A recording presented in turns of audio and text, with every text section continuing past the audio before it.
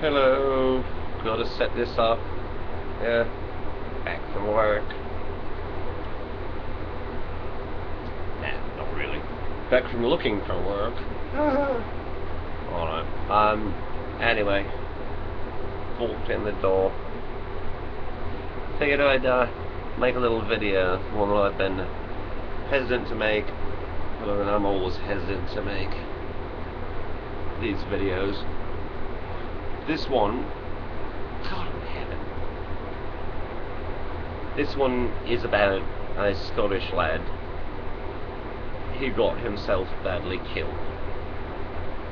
The rest of it generally speaks for itself. See, I'm always a huge fan of the Scots, but this kid didn't deserve what he got. Nobody deserves this kind of brutality. And a little bit of internet time or news time that this horrific murder has gotten has been minuscule, to say the very least.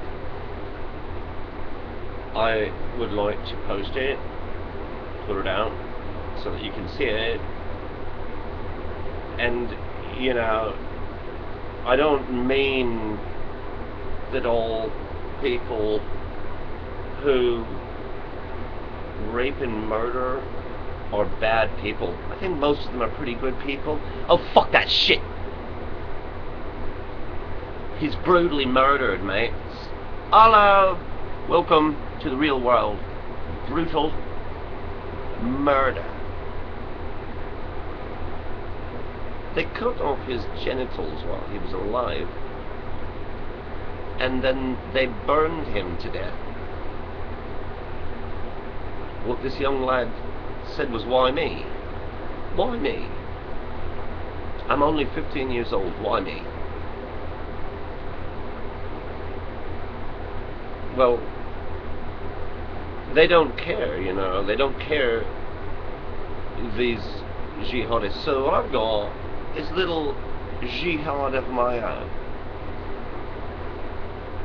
Have a good long look, and I'll come back.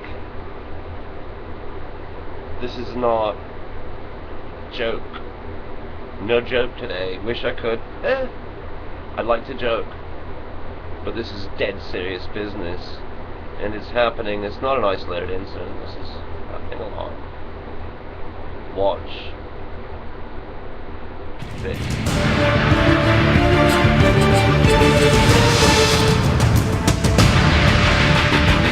Every week, Jihad Watch with Robert Spencer, and people seem to not enjoy, that's the wrong word, but appreciate that I have this segment each week. And for those of you who say, oh, you shouldn't do this, you shouldn't do this, well, yeah, we have to do this. What is the point? I mean, I can bore you with I don't know, an interview with some bubble-headed celebrity, or who was on Survivor or Big Brother. Does that exist? I don't know. We need to know what is going on in the world. And before we introduce Robert Spencer, let me just read something to you. Now, I should warn you, this is very graphic stuff. And it's horrible, actually, because it concerns a 15-year-old. I've got a 15-year-old daughter. We have 4 children. The youngest is 15. Chris Donald, he was just walking along the street in Scotland, in Glasgow, and he was kidnapped by, and let's be quite specific, a Muslim gang, 3 men. He screamed, why me? Why me? I'm only 15. They then murdered him, but they tortured him. They repeatedly tortured him. They stabbed him 13 times. They then set him on fire while he was still alive. There are other reports that claim that he was castrated. We're not sure of that. He was certainly repeatedly tortured. When his body was found, the person who found it thought it was the body of a carcass of an animal for not being Muslim. Now, eventually, the killers were brought to justice. And the reason we're talking about this now, because this happened back in 2004, was that the man who led this gang, who showed no contrition or apology, Imran Baldi Shahid, there was an attempt to kill him last night in the gym. He's a very big guy, a lot of weight training and so on, and has some enforcers around him. I know, you think they'd live in shame, but no, in the prison. He had special privileges. And there was an attempt to kill him. And it failed. But he's in hospital, getting the best of medical attention in the British system. This is probably the most revolting and intense of the attacks that have taken place, but it is by no means unique. Robert Spencer joins us now by Skype. We can't tell you where he is. That's always the way, because other people will try to kill him. Robert, welcome to the show. Thank you, Michael. I mean, this is horribly disturbing. This young man, his parents will never see him grow up. This has to be emphasized. This wasn't about race, which would be absolutely wrong, of course, but it wasn't about black and white. This was a Muslim gang who wanted to kidnap and murder a non-Muslim. Can we please state this quite clearly? Well, we can, and we do, and we have to, because it's true.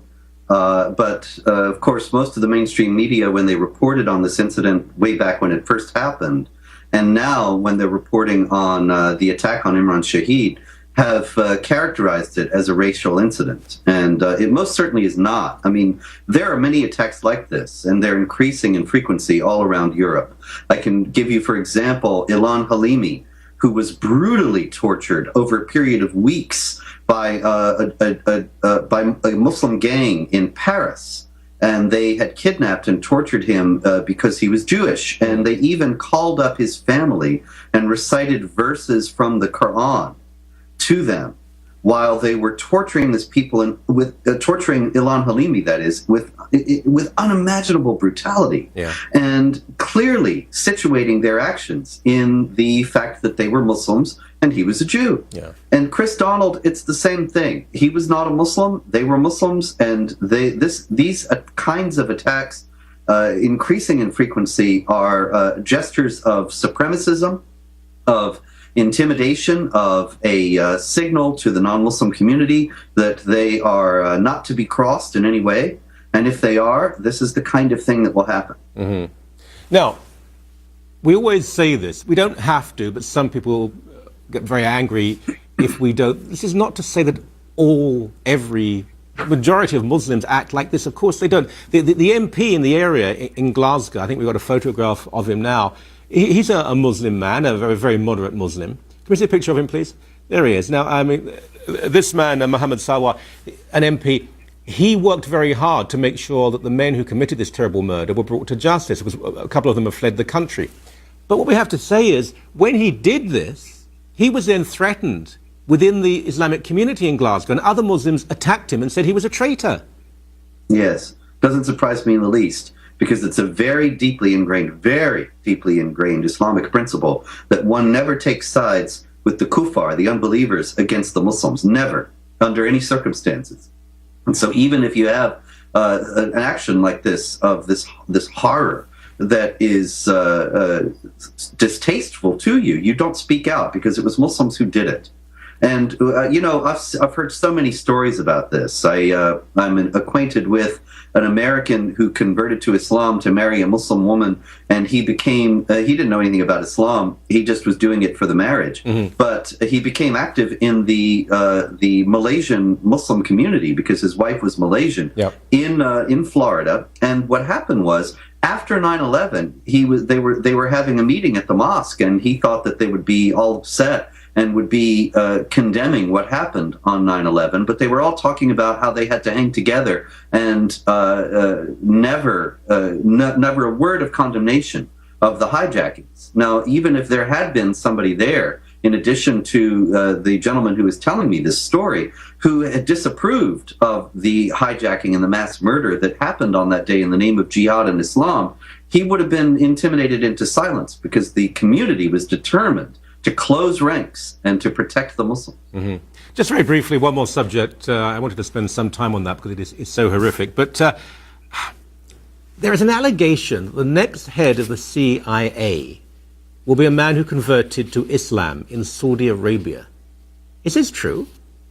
Well, I don't know if it's true directly, but I know that the source of it is a former FBI agent, John Guandolo, who's a good friend and who I believe to be an unimpeachable source. And certainly it would make sense of John Brennan's actions in carrying water for the Muslim Brotherhood program of whitewashing Islam and jihad and trying to distance the actions of Islamic jihadis from the very thing that they point to as what motivates them and what their goals are. And so he's carrying water for the Muslim Brotherhood agenda. It would certainly make a lot more sense for him to be doing that if he is, of course, signed on and is a believer himself. Certainly, John Brennan has been an incredible enabler of Muslim Brotherhood influence at the highest levels of government. And so Mr. Guandolo's allegations don't surprise me in the least. If it is true, and I'm not in any way claiming it is, I know I've seen the reports, but if it is true, would it be an issue? Because you know what will happen. People will say, well, so what if he's a Muslim? He's an American, and his faith is private, it's up to him. So if it were to be proven, and I think that'll be difficult, would it prevent him from being the most powerful intelligence agent in, well, arguably the world? No, I don't think so at all. There are already quite a few CIA desk chiefs, bureau chiefs who are already converts to Islam. There's a concerted effort by the Saudis and others to convert them. And yes, immediately, if anybody raises any protest about this nomination on those grounds, people would say, well, you can't say that. It's just bigotry and Islamophobia and hate. And the Muslim Brotherhood influence, the Muslim Brotherhood's stated agenda in its own words of eliminating and destroying Western civilization from within, none of those things would be discussed. There's a lot more to discuss, but we've run out of time. There are so many subjects. I wish there were none to discuss. I really do. But I've said before, that's not going to happen in the near future. As always, Robert, thank you so very much. Thank you, Michael. Right. Well, there you have it. That's it. There you have it. Now, not talking about these things is the wrong thing.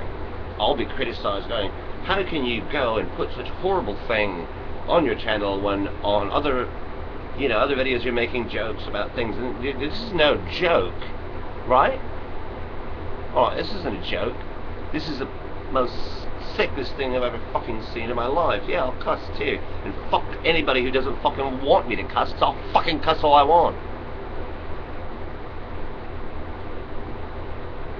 Like I said before, if this was radical Christians or radical Buddhists doing this to this young lad, I would be making that. No, wait a minute. It's not, is it? Radical Buddhists. The last radical Buddhist we saw was that bloke in Washington, D.C., and he just had mental problems. No, you don't see a lot of Buddhists and a lot of Mormons or Catholics going around just, watching murdering people, downtown, you're out for a stroll, right? What have we got here then?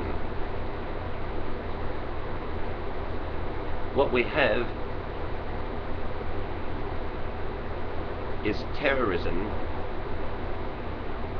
and homicide based on a religious principle that allows them to believe that they have the right to do this to someone who hasn't got a clue about any of it to begin with. He's just a kid. Save the babies, eh? Well, got a little jihad of our own going on. Enjoy. Because it's coming your way, we're not going to continue allowing this sort of thing to happen.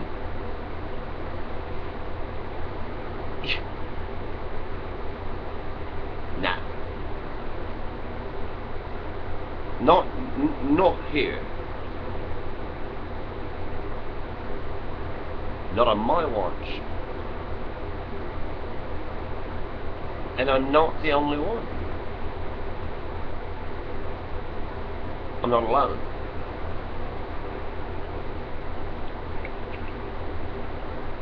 Be very careful, jihadists now. Use caution. I strongly recommend it.